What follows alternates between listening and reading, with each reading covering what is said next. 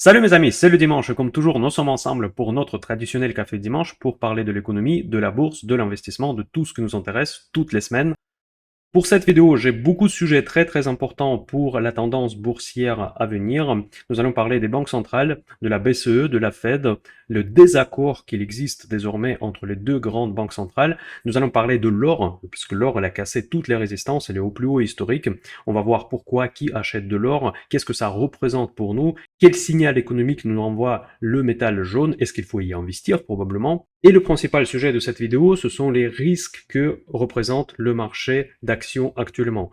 Je reste d'avis qu'il faut éviter l'investissement dans les actifs à risque en ce moment. La correction n'a pas encore eu lieu. On voit déjà les signes de correction en ce début d'avril 2024, mais le principal mouvement ne s'est pas encore réalisé. Faut qu'on soit 10 fois plus vigilant et surtout que les conditions pour que cette correction se réalise sont objectivement présentes. Vous allez tout savoir dans cette vidéo de Café Dimanche et avant de commencer, n'oubliez pas s'il vous plaît de mettre un like. Pour moi, c'est super important. Pour vous, c'est juste un clic. S'il vous plaît, n'oubliez pas. Comme ça m'aide énormément de développer cette chaîne gratuite Mind Your Cash. Je vous rappelle également que Mind Your Cash, ce n'est pas uniquement la chaîne YouTube, mais aussi Telegram où il y a beaucoup plus d'informations au quotidien. Et je vous invite donc à rejoindre MinderCash dans tous les réseaux sociaux où je suis présent. Toutes les infos sont à la description. Pour ceux qui sont abonnés à MinderCash Patrimoine, je vous rappelle qu'il y a une vidéo qui est sortie ce vendredi soir où je parle d'investissement dans les vins. C'est vrai que j'ai commencé à diversifier mon portefeuille sur 7 actifs qui m'est proche au cœur. J'ai commencé à construire ma cave avec des millésimes de qualité, donc si ça vous intéresse, je vous invite d'aller regarder cette vidéo. Allez, nous commençons. Voilà mes amis, désormais c'est officiel qu'il n'y aura pas autant de baisse de taux en 2024 que les marchés s'attendaient. Jérôme Powell, dans son dernier discours, l'a reconfirmé encore une fois. Comme je disais depuis début de janvier, que le discours de Powell, qui m'a énormément surpris en décembre 2023, où il a promis énormément de baisses, jusqu'à 7 baisses de taux directeur en 2024, c'est du pipeau. Maintenant, c'est confirmé que ce sera du pipeau. Et on ne sait même pas maintenant s'il y aura tout simplement des baisses des taux, surtout après les statistiques sur l'inflation qui sont sorties cette semaine. C'est le fameux CPI, c'est le principal indicateur qu'utilise la Réserve fédérale afin de prendre la température de la hausse des prix aux États-Unis. Vu que cette statistique est ressortie décevante, pour l'instant, il n'y a pas de raison pour baisser les taux. Je le disais toujours que je ne vois pas de raison pour qu'on devrait baisser les taux. C'est vrai que l'inflation, elle a diminué après la hausse historique des taux, après qu'on a atteint vraiment des sommets dans l'histoire économique récente. Et même ça, ça a permis tout simplement de ralentir un tout petit peu la vitesse de cette inflation. Eh bien voilà, donc désormais, on ne sait pas combien de fois Powell va baisser les taux en 2024, s'il va baisser tout court. Moi, je reste d'avis qu'il va baisser au moins une, voire deux fois. Ça sera purement politique avant la réélection de Biden ou Donald Trump, je ne sais pas évidemment qui va gagner aux États-Unis à la fin de cette année, mais dans tous les cas, ça sera plus de la communication politique que de la nécessité économique. C'est un point que je répète pratiquement dans toutes mes vidéos, je ne vais pas m'arrêter longtemps, c'est tout simplement aujourd'hui, c'est factuel. Donc maintenant, c'est confirmé que ce que je disais depuis début de l'année, c'est maintenant vrai. Par contre, la BCE, ça n'a jamais été aussi évident pour moi. Déjà, je fais beaucoup plus confiance à Christine Lagarde dans ses communications qu'à Jérôme Powell, et elle était beaucoup plus subtile, mais ce qui est juste dans cette situation, parce d'incertitude totale macroéconomique. Et maintenant, il y a un autre paramètre qui rentre en jeu, c'est que la Réserve fédérale et la BCE sont des deux grandes banques centrales et elles sont dépendantes. Même si formellement il n'y a pas de lien juridique entre les deux institutions, on peut parler évidemment de l'indépendance factuelle. Parce que quand une des banques centrales commence à réaliser une telle ou telle politique monétaire, l'autre banque devrait suivre avec un certain délai. D'habitude, c'est la Fed qui prend le devant, c'est la Fed qui commence, par exemple, changer sa politique monétaire, et après, c'est la BCE qui suit. Aujourd'hui, ça devient beaucoup plus complexe, parce que c'est le monde à deux vitesses, même à plusieurs vitesses, mais en tout cas, si on compare les deux zones, Europe et les États-Unis, évidemment, aux États-Unis, il y a de la croissance. On ne va pas rentrer dans le détail pourquoi il y a cette croissance, Mais en Europe, c'est plus une stagnation. J'ai envie de dire que les baisses des taux en Europe sont beaucoup plus justifiées que les baisses des taux aux États-Unis, où ils ne sont pas justifiés du tout. Mais si on va emprunter ce chemin, on va créer une situation très dangereuse dans déséquilibre monétaire. Évidemment, il y a la paire euro-dollar, dont on entend parler partout, c'est un des indicateurs principaux de la commerce international, c'est deux devises principales au monde, et le taux entre ces devises devrait être maintenu dans une fourchette qui est acceptable pour les deux zones économiques principales dans ce monde. Si les politiques monétaires de ces deux grandes banques centrales, les deux majeures banques centrales au monde, commencent à diverger, dans ce cas-là, on peut créer ce qu'on appelle le carry trade. Quand on peut emprunter dans une devise A et de placer cet argent dans une devise B et toucher une différence différentielle sur le taux d'intérêt. Cette opération qui était très connue pour la yen japonaise pendant de longues années, mais on ne veut pas nécessairement créer cette situation entre l'Europe et les États-Unis. Et un autre argument, c'est évidemment qu'on ne veut pas créer des conditions monétaires et conditions de crédit complètement différentes entre les deux zones économiques qui sont les clients mutuels majeurs. Parce qu'évidemment, les États-Unis commercent énormément avec l'Europe et l'Europe commerce énormément avec les États-Unis. Et donc l'équilibre monétaire, l'équilibre des taux, l'équilibre commercial, tout ça est lié. Et c'est normal que dans la communication, Christine Lagarde a clairement mentionné ce fait qu'ils doivent étudier à nouveau, avant de commencer à baisser les taux, comment ça va s'intégrer dans la nouvelle politique qui semble de se dessiner côté les États-Unis. Donc si les États-Unis renoncent aux baisses des taux, dans ce cas-là, c'est logique que la BCE devrait revoir également leur plan en ce que concerne la politique monétaire européenne. Pour moi, la communication de Christine Lagarde, elle est tout à fait logique, tout à fait en ligne avec ma compréhension de la macroéconomie. Et Jérôme Powell reste un petit peu en bavardeur, comme je dis, il commence à promettre au marché, après il renonce, après il va encore promettre des choses. On ne sait pas, donc c'est une personne qui change d'avis tous les mois, il peut dire une chose, demain dire autre chose, il faudra voir dans les faits. Qu'est-ce qui va exactement être réalisé? Pour l'instant, on n'a rien, et je pense qu'on n'aura pas grand-chose jusqu'à la fin de cette année. Mais le premier point majeur que je voudrais retenir dans cette vidéo Café de dimanche, c'est que nous sommes en train de créer un déséquilibre macroéconomique. Les deux grandes zones monétaires tournent en deux vitesses. Le rythme de croissance économique aux États-Unis est incomparable à l'Europe et nous sommes en train de rentrer dans une zone dangereuse où deux zones principales sont en déséquilibre. Qu'est-ce que ça va donner comme en effet de bord? Dites-moi ça dans les commentaires, comment vous voyez les choses. Les taux aux États-Unis sont explosés. On va voir ça tout à l'heure. On a dépassé le seuil de 4,4 que je surveillais beaucoup. On est déjà à 4,5, même on s'est rapproché à 4,6 cette semaine. C'est déjà le niveau qui est dangereux pour le refinancement d'une immense dette américaine. Je ne parle pas nécessairement uniquement de la dette souveraine, mais aussi des dettes privées, les dettes des entreprises. Ça peut créer une nouvelle vague, accélération de la vague des faillites que n'entend pas beaucoup parce que les petites banques se font racheter par des grosses. Comment ça va se passer pour les entreprises qui sont endettées? Et croyez-moi, il y en a beaucoup aux États-Unis, et pas que aux États-Unis. Pour refinancer toute cette dette, il faut que les taux restent bas. Mais on voit, comme je le disais depuis très longtemps, que la Fed, dans les circonstances actuelles, ne peut pas baisser les taux, même si elle le veut énormément pour justement permettre ce mécanisme de financement fonctionner comme il faut. Le problème est là. Le problème principalement pour le marché obligataire. Le marché obligataire, c'est la base de l'économie, c'est la base du capitalisme. C'est un des plus gros marchés au monde, c'est le marché sans lequel rien ne peut fonctionner. Toutes les entreprises empruntent, même celles qui ne sont pas très endettées, tout le monde a besoin de financement. Si ce financement est coupé, aucune entreprise ne pourrait pas se développer. Voilà, ce point en que le risque est présent. Est-ce que les marchés réalisent que ce risque est présent? Ça, c'est autre chose. Et c'est là que je voudrais aborder un deuxième sujet de cette vidéo, c'est l'or. Quand vous regardez le graphique de l'or, ça fait tourner la tête. Franchement, on voit une bulle un petit peu du style Nvidia, un petit peu un style Bitcoin, mais c'est de l'or, c'est l'actif, on va dire, le plus conservateur qu'on puisse imaginer. Et c'est un actif dans lequel il n'y avait pas beaucoup de volatilité pendant des longues années. Si je regarde le graphique long terme de l'or, on ne voit pas une croissance exponentielle, n'est-ce pas? On voit les premiers signes de croissance à partir de l'année 2020. L'année 2020, on sait quoi? C'est l'année du Covid. Ensuite, les cours de l'or se sont stabilisés, même ils sont corrigés pas mal vers l'année 2022, c'est l'année de la guerre en Ukraine. Il y avait à un moment donné un gros spike sur l'or, quand il y a eu des gros risques justement d'une troisième guerre mondiale, et après ça a retombé jusqu'à 1600 $. Ça, c'était vraiment le point bas récent. Et ensuite, nous voyons une tendance haussière qui restait toujours assez calme. Le temps qu'on a remonté jusqu'à 2000, 2000 c'était une résistance très importante, des résistances de très longues années, qui a été cassée tout récemment. Pourquoi elle a été cassée? J'ai cherché différentes sources d'informations pour comprendre qui achète actuellement de l'or, et je trouvais que c'est les pays émergents, les BRICS. Bon, les BRICS, c'est quoi? C'est la Chine, Russie principalement et le Brésil. La Russie, on peut comprendre pourquoi elle achète de l'or, parce qu'il a un accès limité au marché de capitaux. Il y a aussi des banques centrales qui ont accumulé beaucoup de l'or en 2023. Dites-moi dans les commentaires peut-être s'il y a quelque chose qui manque dans ma compréhension.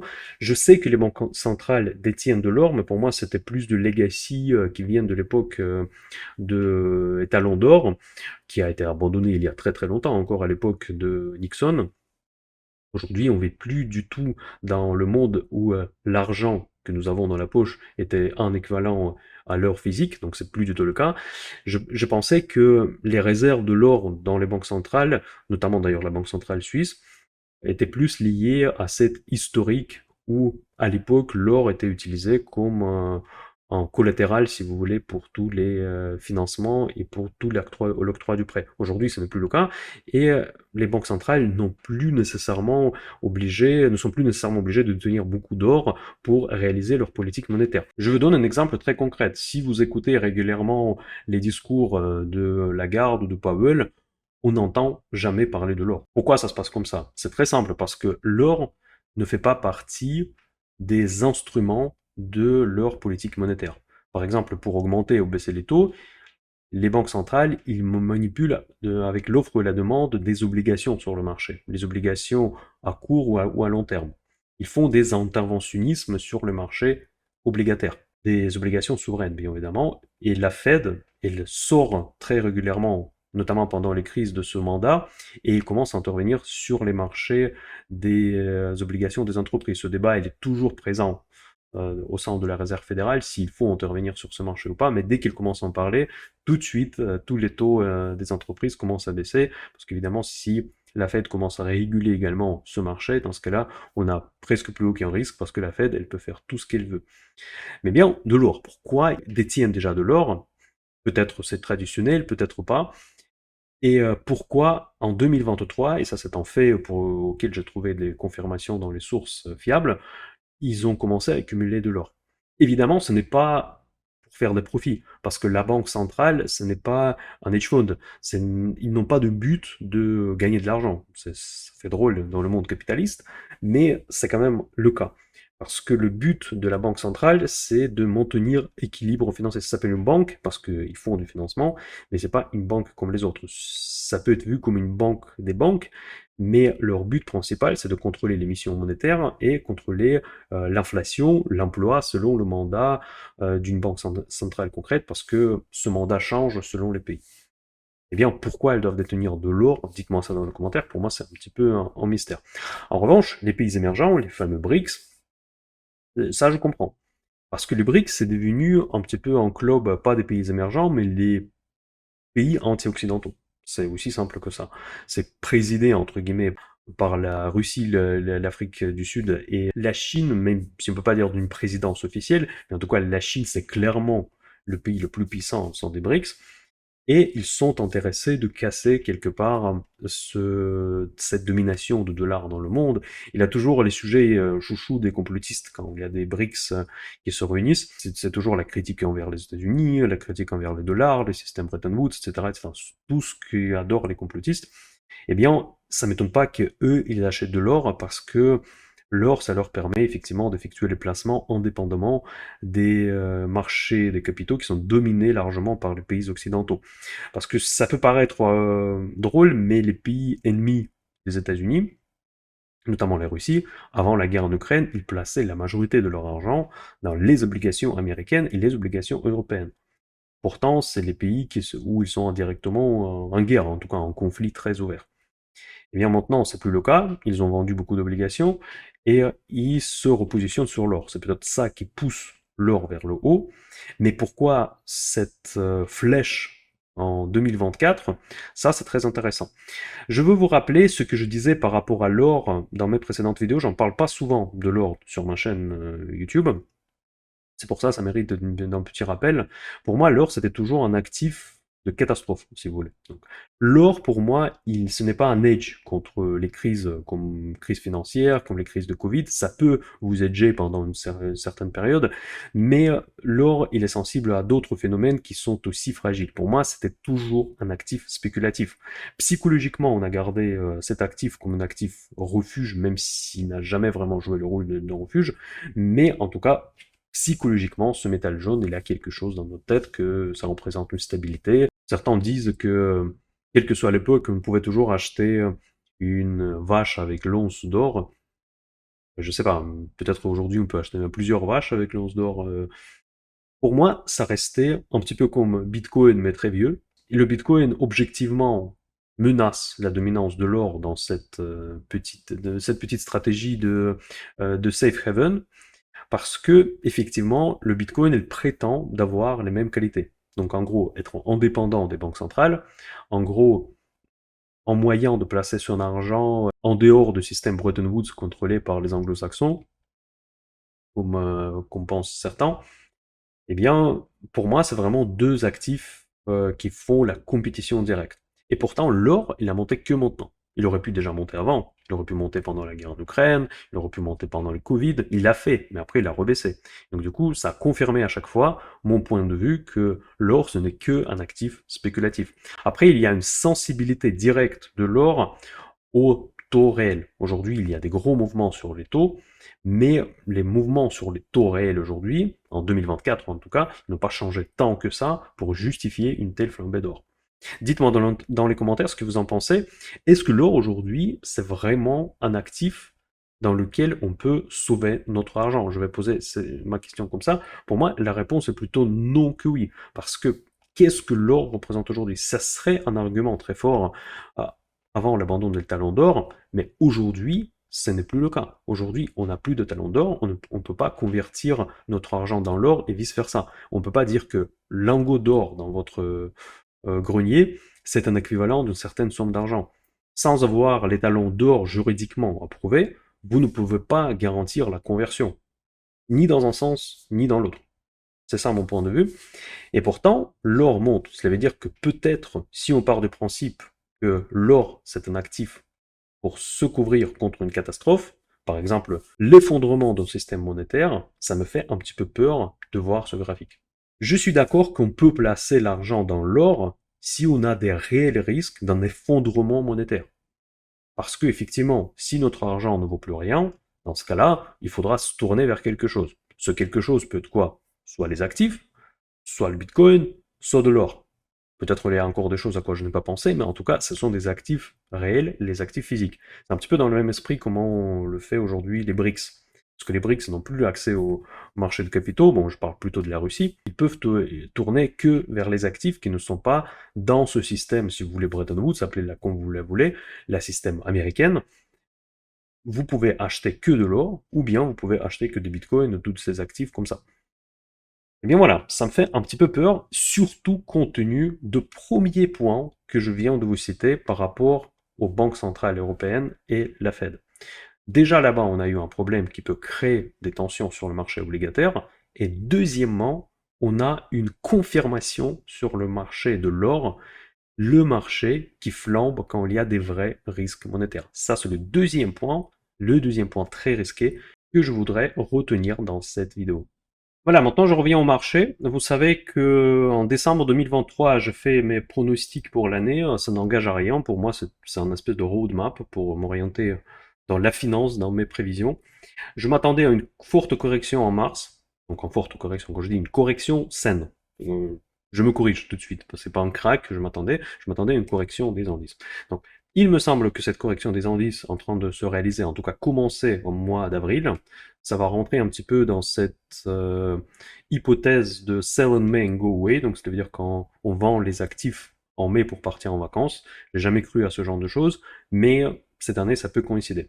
Donc je vais refaire un petit peu ce tableau la semaine prochaine pour la prochaine vidéo, mais dans tous les cas, en mois d'avril, nous commençons à voir les signes de cette correction. Je vous ai déjà présenté, surtout sur Telegram, si vous n'êtes pas abonné, je vous rappelle que abonnez-vous, il y a beaucoup plus d'infos que je publie là-bas. Eh bien, sur Telegram, je publie régulièrement ce graphique, en fait, avec mes prévisions, et cette flèche verte, j'ai dessiné quand le marché était au plus haut. Donc vous voyez que pour l'instant, ça se confirme. J'ai une position short sur le CAC 40 qui s'approche à l'équilibre, donc elle est toujours perdante parce que je suis rentré trop tôt. Mais encore une fois, ma position short, elle était en ligne avec mes prévisions, vu que je m'attendais à une correction en mars, et il ne s'est pas réalisé en mars. Et du coup, je suis un petit peu en retard. J'espère que je vais avoir du temps pour... il me reste une semaine, malheureusement, pour que avant l'expiration de ma pause. Et si cette correction se poursuit la semaine prochaine, dans ce cas-là, je pense que je vais être presque gagnant. Ou voire très gagnant. Voilà, donc la zone de correction pour moi, ça reste toujours 7800, 7600. On se dirige dans cette direction. On voit clairement que la résistance elle a été trouvée. Est-ce qu'on va y arriver? Il y aura quand même un fort support sur 7800. À condition qu'il y aura des bonnes raisons pour le casser, on va le casser et on va s'arrêter sur 7600. On va refaire un point sur la situation économique et géopolitique d'ailleurs aussi. On va peut-être en parler rapidement. On va prendre la décision, notamment dans le Club Minder Cash Patrimoine, si c'est le moment d'investir ou c'est bien un moment plutôt critique. Peut-être cette baisse elle a été justifiée. Il y a peut-être des raisons d'inquiétude supplémentaires. Aujourd'hui, j'ai tendance à croire que nous rentrons quand même dans une zone dangereuse, de point de vue monétaire, mais aussi de point de vue géopolitique. Vous voyez ce qui se passe actuellement en Israël, ça c'est très bien communiqué dans les médias, très bien, je ne dis pas bien communiqué, je dis que c'est communiqué dans les médias, mais il y a aussi des événements qui se passent entre la Russie et l'Ukraine, parce que la Russie repart en offensive, et Poutine, elle sait que actuellement il y a l'année électorale aux États-Unis, ils vont pas faire grand-chose, ils ne peuvent pas se mettre d'accord sur le budget pour livrer les armes, l'Ukraine, elle n'a plus beaucoup de force pour se défendre.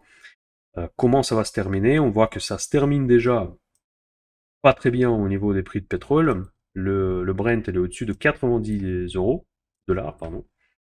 Et c'est très dangereux. C'est une des raisons principales pourquoi l'inflation elle a déçu cette semaine. Et je pense qu'on va rester pour un petit moment avec ces prix-là. Donc, du coup, il n'y a aucune chance que l'inflation rebaisse, sauf une chute de l'activité économique. Mais ça, c'est une autre histoire. Pour l'instant, on n'est pas là.